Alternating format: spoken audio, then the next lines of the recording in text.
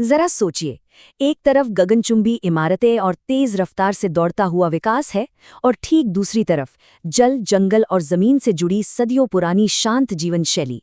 इन दोनों के बीच अक्सर एक बहुत गहरा टकराव देखने को मिलता है ना? आज की हमारी इस विशेष चर्चा में हम इसी ज्वलंत मुद्दे को डिकोड करने वाले हैं। हम बात करेंगे वेरियर एल्विन की और उनके जनजातीय संरक्षण और सांस्कृतिक परिप्रेक्ष्य की। अगर आप अपनी परीक्षाओं की तैयारी कर रहे हैं तो ये टॉपिक आपके लिए गेम चेंजर साबित हो सकता है, क्योंकि इसमें एंथ्रोपोलॉजी, सोशियोलॉजी और हमारी राष्ट्रीय नीतियों का एक बहुत ही शानदार संगम देखने को मिलता है। तो चलिए शुरू करते हैं। इस पूरे टॉपिक पर अपनी पकड़ मजबूत करने के लिए हमने इसे 6 हिस्सों में बांटा है। एक तरह से ये आज का हमारा रोड मैप है।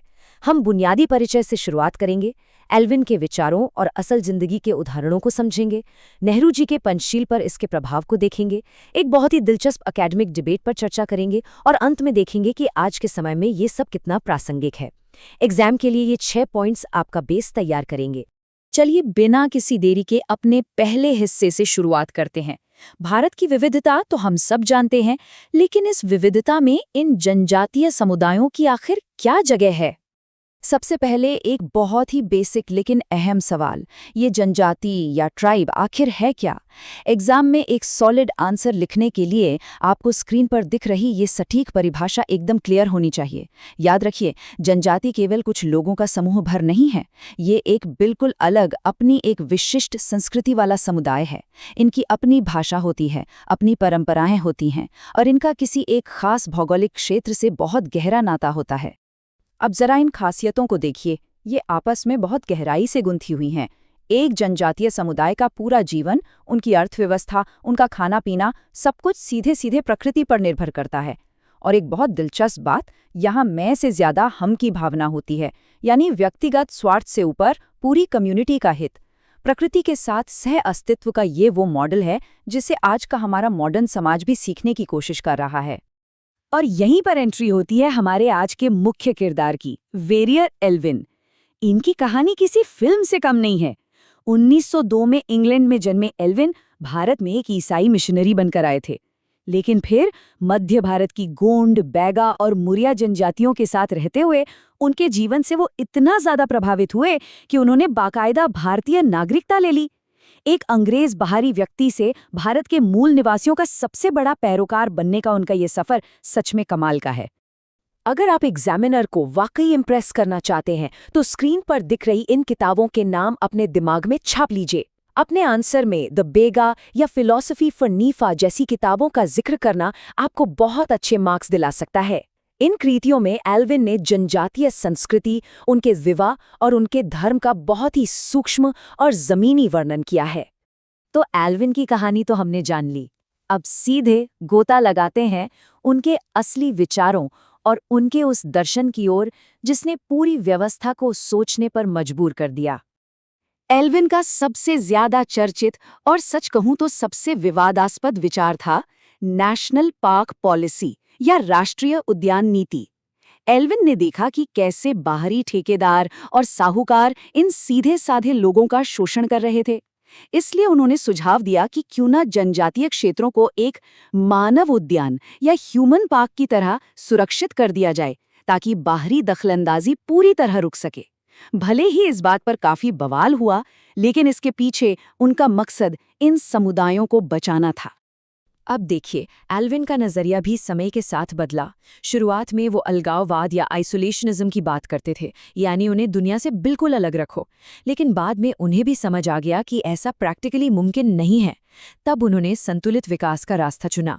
वो चाहते थे कि जनजातियों को आधुनिक शिक्षा मिले, लेकिन उनकी मातृभाषा में, विकास हो लेकिन उनका पर्यावरण और उनकी संस्कृति नष्ट न हो, और सबसे जरूरी बात, उनके अपने पारंपरिक तरीके से फैसले लेने की आज़ादी बनी रहे। थ्योरीज तो बहुत हो गई, अब बात करते हैं कुछ असल जिंदगी के उदाहरणों की, क्योंकि जब तक आप थ्योरी को केस स्टडीज से सपोर्ट नहीं करेंगे, बात नहीं बनेगी। एल्विन ने बैगा जनजाति के साथ काफी वक्त बिताया और जो उन्होंने देखा वो आज के समय में बहुत मायने रखता है। बैगा लोगों के लिए जंगल कोई रिसोर्स या लकड़ी काटने की जगह नहीं है, जंगल ही उनका जीवन है, उनका धर्म है। वो सचमुच प्रकृति की पूजा करते हैं। आज जब पूरी दुनिया ग्लोबल वार्मिंग और पर्यावरण संरक्षण की बातें कर रही है, जरा सोचिए, ये समुदाय सदियों से इस सिद्धांत को अपनी रोजमर्रा की जिंदगी में जी रहा है। और फिर आता है मुरिया जनजाति का घोटल सिस्टम। इस कोट को ध्यान से पढ़िए। एल्विन ने देखा कि घोटुल कोई आम जगह नहीं थी। ये मुरिया युवाओं का एक तरह का कम्युनिटी सेंटर था, जहां लड़के लड़कियां साथ मिलकर सामाजिक तौर तरीके और अनुशासन सीखते थे। एल्विन इस संस्था की प्रगतिशील सोच के दीवाने हो गए थे। उन्होंने खास तौर पे नोट किया कि घोटुल के कारण यहाँ महिलाओं की स्थिति और आर्थिक आज़ादी हमारे तथाकथित मुख्य धारा के समाज से कहीं ज्यादा बेहतर थी।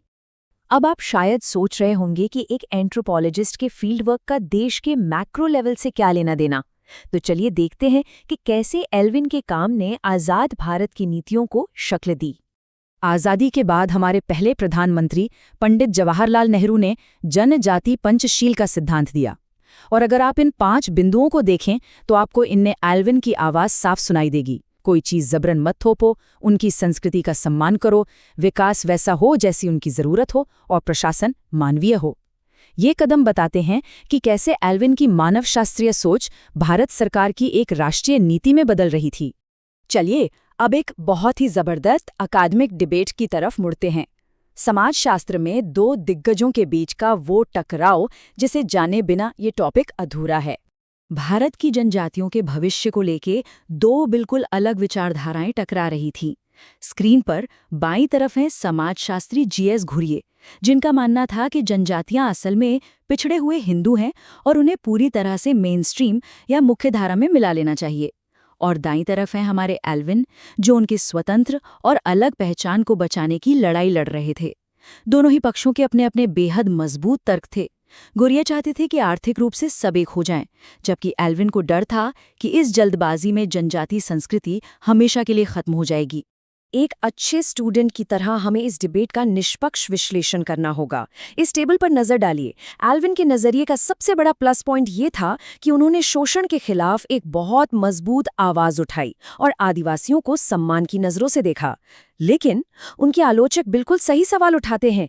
क्या इस अति संरक्षण या ओवर प्रोटेक्शनिज्म ने आदिवासियों को सिर्फ एक म्यूजियम की चीज बनाकर नहीं रख दिया? क्या उन्हें आधुनिक दुनिया की आर्थिक तरक्की से दूर रखना सही था? किसी भी अच्छे आंसर में इन दोनों पहलुओं का बैलेंस होना बहुत जरूरी है। तो इतिहास और थ्योरी से निकलकर अब आते हैं आज की दुनिया में। हम आज भी एल्विन को क्यों पढ़ रहे हैं? आज के समय में उनके विचार कितने प्रासंगिक हैं? आप आज के अखबार उठाकर देख लीजिए। वन अधिकार अधिनियम और पेसा जैसी महत्वपूर्ण नीतियां सीधे एल्विन के दर्शन की नींव पर खड़ी हैं। लेकिन सिक्के का दूसरा पहलू भी है। आज भी खनन, कॉरपोरेट प्रोजेक्ट्स और बड़े बांधों की वजह से होने वाला विस्थापन एक कड़वी और दुखद सच्चाई है। एल्विन ने दशकों पहले बाहरी शोषण को लेकर जो विजनरी चेतावनियां दी थी, वो आज अक्षरशः सच साबित हो रही हैं।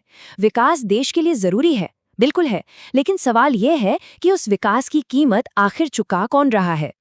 और इसी सवाल के साथ हम अपनी आज की इस चर्चा के बिल्कुल आखिर में आ गए हैं। मैं आपको इस एक विचार के साथ छोड़ना चाहता हूँ। आज के इस तेज औद्योगिकरण के दौर में हम ज़रूरी इंफ्रास्ट्रक्चर डेवलपमेंट और इन प्राचीन अनमोल संस्कृतियों को बचाने के बीच एक सही संतुलन कैसे बिठा सकते हैं?